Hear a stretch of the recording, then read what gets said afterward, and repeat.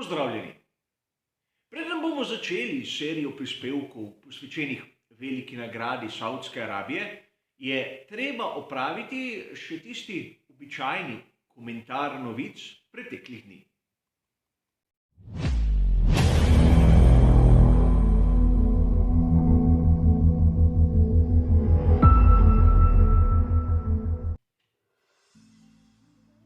Tokrat je na vrsti že 48. del tega rednega srečanja, kjer skušam poudariti tiste novice, ki so po mojem osebnem mnenju zanimive, ampak niso dobile dovolj pozornosti v tistih preostalih množičnih virih, ki se ukvarjajo s Formulo 1. Tokrat 4 različne teme. In kolikor bo koga izmed vas zanimalo, kaj piše v tistih izvirnikih, ki jih tudi navajam, no, kot običajno v opisu samega prispevka so bližnjice do vseh citiranih člankov.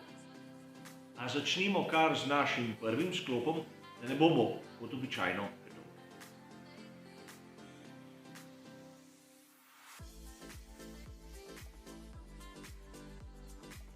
V članku, ki sem ga zasledil na italijanski verziji spletnega portala motosport.com, smo dobili zanimive potrditve na tisto, o čemer smo že govorili na našem kanalu. Namreč 29. novembra je bil objavljen članek, kjer avtor pravi, da so v nekem konfliktu pri Red Bullu in Hondi. Pri Hondi bi radi zamenjali motor z notranjim izgorevanjem na bolidu Maxa Verstappena. Pri Red Bullu pa je o tem nočejo niti slišati. Morda gre samo za igro, ne vem. A tudi sam sem o podobni problematiki govoril v prispevku imenovanem Tveganje Red Bulla. In da ne gre za pripisovanje, nam povedo že datumi, namreč objavil sem ga dan prej, 28. novembra. In ker gre za članek objavljen na italijanski verziji spletne strani motosport.com, je treba povedati, da tudi avtor je Italijan, torej ne gre za prevod iz angleščine. A nočem tu se ukvarjati s samohvalo. Hotel bi poudariti, kako je zanimivo, da iz dveh različnih smeri lahko različni ljudje pridejo do istih zaključkov. Pri pogonskem sklopu Red Bulla oziroma pri pogonskem sklopu Honda bomo lahko videli na zadnjih dveh dirkah ali okvare, ali menjave, ali tudi konec koncev nič.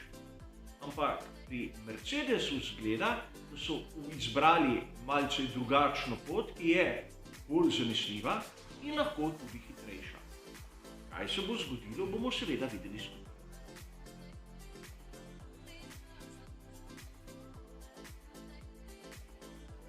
In če smo v prvem sklopu se malce ukvarjali z Red Bullom, je prav, da se v drugem sklopu ukvarjamo z Mercedesom.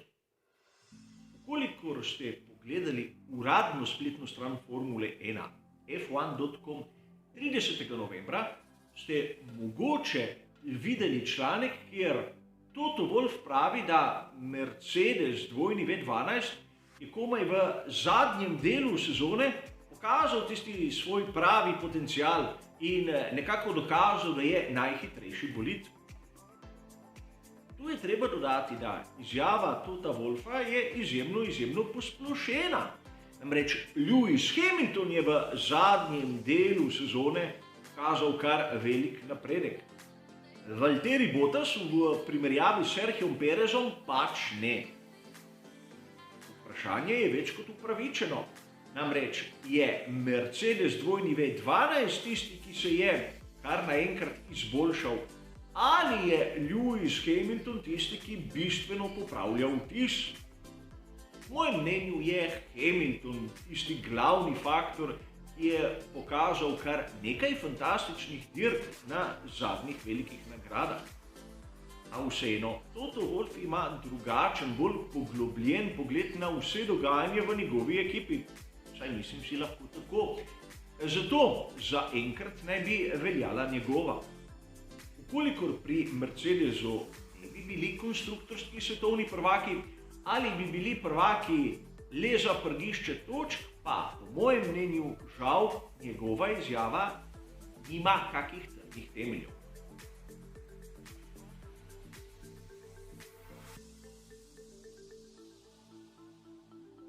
O Oskarju Piastriju je bilo kar nekaj govora v preteklih tednih.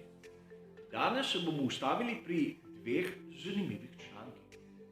Prvi je tisti, ki smo ga lahko zasledili na spletni strani Race Fans 29. novembra. V njem je lepo zapisano, da v naslednji sezoni 2022 se bo Piastri posvetil samo Formuli 1 in ekipi Alpine v svoji novi vlogi rezervnega voznika. Treba bo spoznati marsikaj in se privaditi na svet Formule 1, ter seveda lahko pričakujemo, da bo dobil tudi kakšno priložnost na prostih treningih, kar je seveda normalno. Bolj zanimivo tisto, kar je povedal Esteban Ocon. Namreč prav tako 29. novembra na spletni strani planetf1.com smo lahko zasledili izjavo, kjer on trdi, da je le vprašanje časa, kdaj bo Piastri prišel v Formulo 1. Zdaj se lahko začnemo spraševati, kakšni so načrti za prihodnost pri ekipi Alpine. Namreč nimajo ne vem koliko prostih sedežev, če smo pravzaprav iskreni, samo 2. Vemo, da Esteban Ocon je podpisal pogodbo do sezone 2024 in Fernando Alonso ima dogovor, kateri je sklenjen samo do konca naslednje. Sedaj bo Fernando Alonso končal svojo kariero in ga bo nadomestil Piastri, ne vemo. A vsekakor dvomim, da pri Alpinu si želijo izgubiti potencialnega talenta prihodnosti. Namreč Žuju so se odrekli z lahkoto, kajti zgodba je bila znana. Ampak Piastri, po mojem mnenju in po mnenju marsikoga drugega, ima bistveno več znanja od mene, je približno primerljiv s tistim, kar je pokazal George Russell ali naprimer Charles Leclerc. In zaradi tega bi bilo nespametno, da bi ga pri Alpinu kar tako izpustili. Ali pa pri Alpinu, pomišljaj Renaultu, razmišljajo tudi v drugi smeri, kar mi ne vemo, da bodo v prihodnosti dobavitelj pogonskih sklopov še kaki drugi ekipi. Prihodnost je še daleč. Ni se zaključila niti sezona 2021 in mi se že ukvarjamo s tistim, kar se bo zgodilo po sezoni 2022. Vseeno, pravilno je začeti razmišljati tudi v to smer. Najbolje bo, da gremo kar k našem zadnjem sklopu.